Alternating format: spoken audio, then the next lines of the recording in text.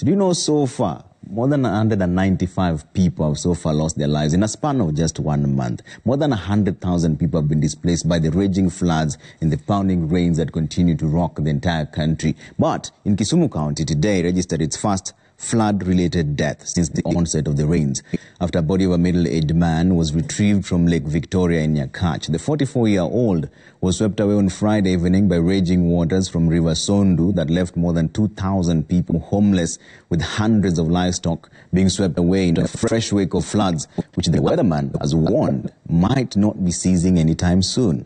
Laura Tieno has more.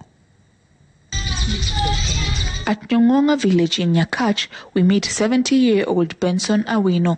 While his wife prepares lunch in this makeshift kitchen, he supervises as a contractor handles repairs on a section of his house that collapsed on Friday after a heavy downpour.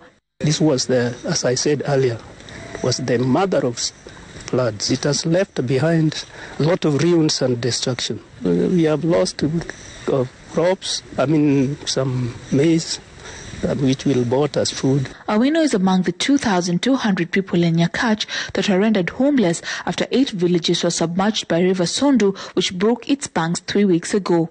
The body of a 44-year-old man who was also swept away by the river's waters was recovered today, 2 kilometers away from the point where the accident occurred. According to Area Chief Seth Agwanda, the 6 evacuation camps were overrun by flood victims, forcing them to rethink alternatives in the wake of the new coronavirus pandemic. We don't want the people to be crowded in one place, and we are trying our level best to integrate the other family members. Though the Kisumu County government and well-wishers have been offering food and non-food aid to flood victims across the county, for residents of Nyakach, the interventions are a drop in the ocean and are calling for permanent solutions to the perennial floods that hit this area. Sasa kwa hivyo tunataka permanent solution yenye inaweza saidia sisi kwa muda yote. Sisi sio watu yenye tunaweza kaa hapa, tupewe chakula kidogo yenye atusibi, badala ya kuslima hizi masamba yetu tupate mazao.